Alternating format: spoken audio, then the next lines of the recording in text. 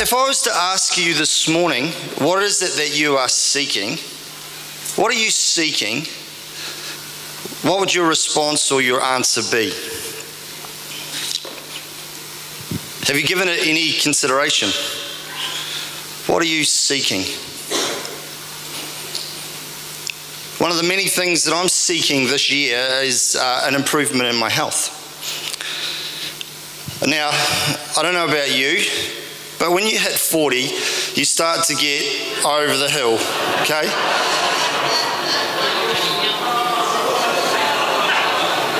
And I know you're all sympathising with me because you understand what I'm meaning. We all get these aches and pains. I was talking about it before with Wendy, you know, joints that are locking up or things that are going slightly slump, stomach-wise and, you know, chest-wise, that wouldn't once be slumped. We start to have to change pant sizes and etc., etc., etc. Get those little things that go in your shoes because suddenly you can't walk anymore. Things go wrong. They start to go wrong, and they start to go wrong very fast. Well, I am saying openly that things are starting to go wrong in my life, but I am not prepared to accept that that's where they stay, okay? So I've set my eyes on improving my health this year and removing these unnecessary additions to my life, as I like to call them. To do this, I've actually taken up cycling. Now, I am no means a cyclist. I own a bike, I wear a jersey and the lycra, and I do my best. But I am not a cyclist just yet. But I am trying. And so you see my bike up here on the platform along with my new jersey, which, by the way, is a little plug for the Red Shield Appeal that's coming up. Not to miss the opportunity. Dwan's down the back. He worked hard to get us these jerseys. A bunch of us blokes are going to ride round the Riverland. We've reconnected the City Salvo cycling team. And we're going to bike around this. I think about 120 Ks is one of the biggest days that we're doing. And we're raising money for the Salvation Army here at Congress Hall for the many expressions that you're seeing on the screen. We get 90% of this money back, and so this is a worthwhile cause absolutely to get behind, because the impact is here and it's very real. Lives like Phoenix's, lives like mine, lives like yours are being touched every single day. And not just because we're in here, but actually those out there as well. And so that's a little side note for you just to keep in the back of your mind. So when you see those sheets, please sign your name up and make sure you collect for me. That'll be fantastic. Enough about Red Shield Appeal, because I am seeking an improvement in other areas as well. But there's a couple of problems that come with getting rid of these bumps and these slumps, as I said. And some of these problems, I guess you could say, the first of these is that looking the part and being a part are vastly different things. Do you understand what I'm saying? Stand up for a second, Sarah, please. Come on. You know I'm the boss. Stand up. Stand up, please, please, please. Bear with me. We haven't got 20 minutes. Move the road. Do I look like a bandsman? Yeah. Hold the phone. No. Do I sound like a bandsman? Shame on you. There are vastly different things about looking the part and being the part. I can wear my lycra. I can stand by my bike. I can drink coffee at the coffee shop with all the rest of the cyclists. But that does not make me a cyclist. The second problem is this, is that if I go for a ride once or twice, that doesn't make me a cyclist either. My wife in a few weeks will no doubt preach a sermon about all the half-hearted projects that I have and have started in the past and I haven't yet completed. Just because I have a Mini at home that's half done does not make me a mechanic. Just because I have a Lego set at home that's half finished does not make me a Lego master. Just because I have a guitar at home, Lockie will understand, and where is Lockie? He's gone to children's church, is he? He will admit that I am not a guitarist by any shape or form. And yes, I have tried playing in the band once or twice as well, but as you can see, I am not a bandsman at all. So there are these problems of motivation that I have to do. Once or twice is not enough. I have to keep at it, keep improving, keep learning, and keep going. But we find ourselves in church at the moment in the second month of the year. Can you believe that already? There are only 10 months to go until Christmas. How exciting is that? We are now on two hands. That is good times. And so with a sense of urgency as Christians, we laugh about this. But another year is going to disappear very fast. And turning 40 will mean turning 41. And turning 41 will soon turn to 42. And if anybody knows like I do, they turn faster and faster and faster every year, even though they actually don't. And so we have to say with a sense of urgency, what am I seeking this year? As a Christ follower, as somebody who follows Christ, not a cyclist, not a mechanic, not a Lego master, not a bandsman, whatever else, but as a Christ follower, what am I seeking this year? Have you thought about it? Have you given it any consideration? Because those problems that exist within the cycling world and everything else, they exist in our Christian walk as well. We all have the option to settle, to cruise, to keep getting dressed up on a Sunday and just attending and singing some beautiful songs and listening and having a laugh and some fantastic coffee with each other, going through the motions and then going home. We all have that option. But isn't there something more that we could obtain? Isn't there a hunger, desire burning within us to be more like Christ rather than just settle for who I am? What if the stories of the past, the stories that we read in Scripture, the stories that we read of miracles, of forgiveness, of risk-taking, of discipleship, of blessing, of generosity, of growth, weren't just stories of the past and stories we read in the Bible and stories we listened to, but stories we heard from the platform being testified, stories that daily, weekly, we were sharing with our neighbours and friends because God was doing that in us because we were seeking Him and all that He is.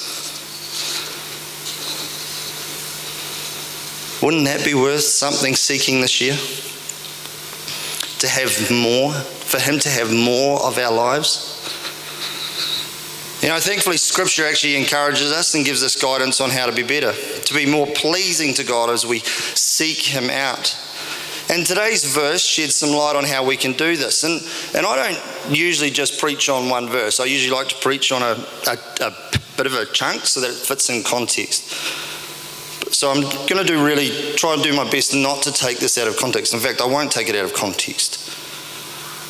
But I want you to read it in the context as well of what it is. And so we really need to answer the question, what is motivating us this year? If we're seeking something of God, if we've thought about that, what's motivating us here to not just say that in January and February, but actually June, July, August, September, so that when we're standing here in December and we're celebrating Emmanuel and the Christ coming, we can say, look back and go, wow, God, you took me on a journey and I grabbed your hand and we did it together. Wow. To live a life that is completely and utterly pleasing to God, without doubt, without fear, without wonder, without question. To look back and go, I lived a life this year that was completely pleasing to God. Wouldn't that be motivation for us enough? Whoever the writer was in the book of Hebrews, and we're not entirely sure who that was. There's plenty of ideas out there who it could have been. But whoever the writer was trying to get this idea across to their audience, to these Jewish and Gentile Christians who were going to be reading this letter. To seek a life that is pleasing to God. Here's the passage up here on the screen. I think it's on the screen. No, I'm getting a nod on the screen. Hebrews 11:6 is what I'm preaching on. That without faith, it says, it is impossible to please God, because anyone who comes to him must believe that he exists and that he rewards those who earnestly seek him. Pleasing God, having the faith, believing that he exists, and earnestly seeking him out.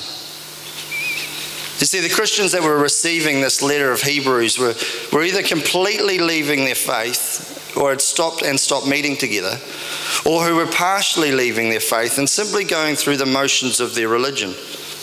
And when disagreements came up or changes in theology, trying to work out whether you should be circumcised, or whether you should eat this type of food or that type of food, or whether we should do this practice or that practice, whatever it was. They balked. They said, forget it. I'll do my own thing. I'll settle for what makes me comfortable and for what I know. Their living, active and progressive relationship, and hear those words, those powerful words. Their living, active, progressive relationship with Jesus was disappearing. Now, it was due to some fear, absolutely. There was an emperor in Rome at the time who was causing a lot of trouble for them. And so they had fear about themselves and about what their faith was and what was going on. They didn't know what was going to happen to them. And there was that disagreement that was in the church. But the writer wanted to convey to them and to us that faith in Jesus is not simply just going through the motions and looking the part. Anyone can do that. Nor is it simply stating that you are one. Again, anyone can do that. God is looking for more than just an agreement or a reluctant cooperation from us. He wants us to seek him out, to actively pursue him, to have our active desire to know him more, not just on a Sunday between 10:30 and 11:30. As I said earlier, wearing the clothes, owning a bike, and even going through a couple of rides doesn't make me a cyclist. I know this full well when I fall off on Lower Paynham Road in front of a bus.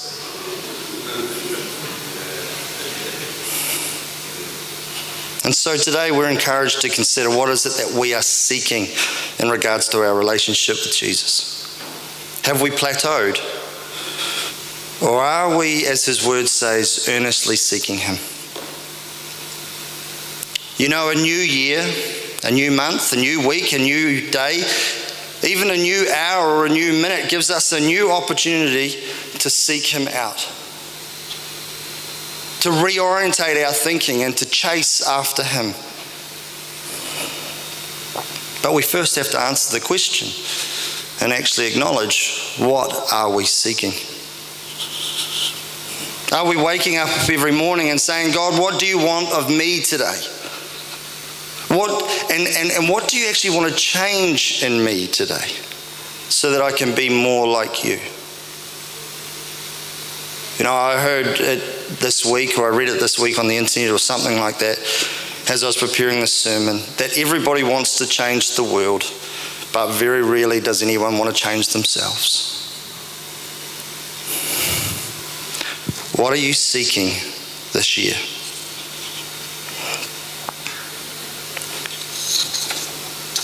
Major Dean used an illustration last week when I was chatting to him, and he loved to tell me this story over and over again of him riding his ride-on lawnmower, and about how he had a brother-in-law that he wasn't allowed to touch his tractor. Does anyone remember that illustration, that story? Well, he enjoyed chuckling away telling me this one. Well, Major Dean, I don't know anything about mowing lawns. I have plastic turf at home and grass. But I do know something of ploughing a field. I do know what it's like to sit out there on the tractor and have seagulls flying around you in the sun and just enjoying that space and time. And I know full well that when you're looking back, you can't plough a straight line. I've learned that experience. But I know also full well that simply looking forward doesn't give me one either. You end up veering off course. You end up going around in circles, especially here in Australia. What you have to do is you have to actually line yourself up and seek something out and aim for that. Now in New Zealand, it's easy. I aim for a fence post down the other end. 1, 2, 3, 4. Yep, the 6th fence post is what I'm going to aim for. And I'll look back and then I'll look forward and I'll make sure that I'm still on line with that fence post. In Australia, it's a little bit different when you can't even see the fence post, right? So what do? Well, you have tools. You have something else that helps you. GPS, beelining, it all lines up the tractor, takes over for you and makes sure you go in a straight line. Trouble is, you've got to trust that. You've got to know how to read that. And I know what you're about to say. You're saying, well, Shane, we have that. We have our Bible. That's what guides us. That's what directs us.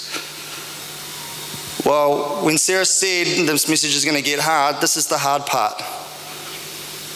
The Barna group did a study in 2022. They did a survey. So 2020, so COVID. Sitting at home, locked down, nothing else to do. 10% of the church was their result, actually read their Bibles during that time. When we had nothing else to do, no other sport, no other thing, we couldn't go anywhere, we couldn't visit family or friends, only still at that time, 10% read our Bibles. Imagine if 10% of the farmers actually read the GPS machine. Imagine, they'd be all over the place, going around and around in circles, never actually getting anything done or achieved. And so I ask you again this year, what is it that you're seeking? What are you aiming to be like? Or have you plateaued? You know, there was a wise woman who once said this statement. She said, if you aim for nothing, guess what you're going to hit? Absolutely nothing.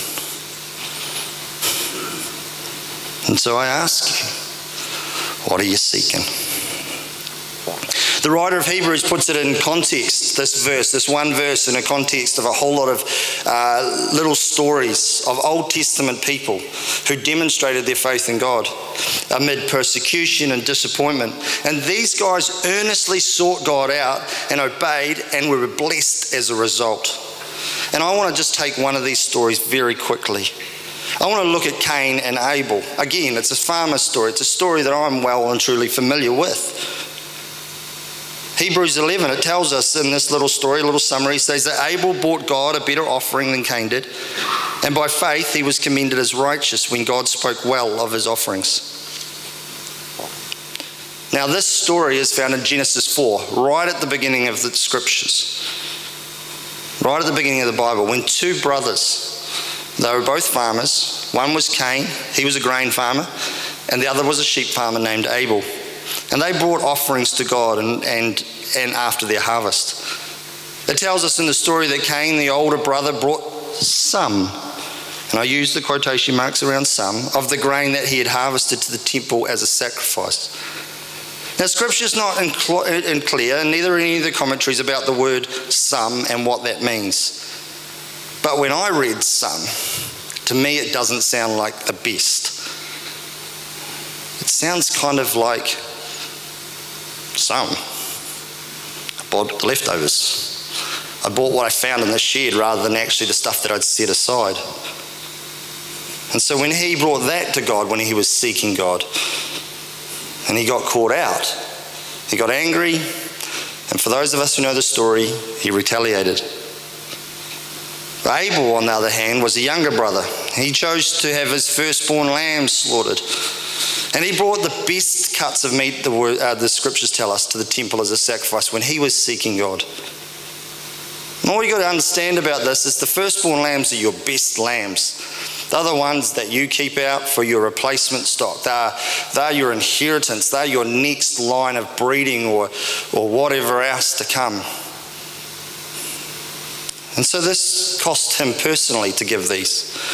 It cost him time, it cost him finances, it cost him energy, and it cost him pride. I mean, these sheep were also, think about it, these sheep are the ones that you would put in the front paddock, right by the road where all your neighbours could drive past. They would see these lambs or these cattle or whatever, and they would stand and go, oh wow, they're good, I'll get some off Abel next year, he knows what he's doing. And so when Abel was seeking God at the temple, God was pleased with him because he brought the best of what God had given him. And so I ask you again, what are you seeking this year? Are you seeking to live a life that's pleasing to God because you believe in him? Are you willing to accept the cost like Abel did? Hopefully not with your life. That would be really nice. We've had way too many funerals here at City Salvos. But are you going to give him your best and have the motivation to see that through when it starts to cost you? The first step is to acknowledge that we need to seek something. We need to seek something more of God in our life. More grace, be it more forgiveness, compassion, love, whatever it is. And then we need to keep asking God every morning, what needs to change in me so that I can have more of what I'm seeking from you in my life? And show me, God, give me opportunities, open the doors where this can be displayed, where I can put this into practice. We need to ask ourselves those questions this year. What are you seeking? The band are going to give us their message now, their band message. It's here I am to worship, and here I am to bow down and say that you're my God. And as they play this, I want you to sit and reflect and listen to the music and spend some time quietly asking God what it is that he wants you to be seeking out this year.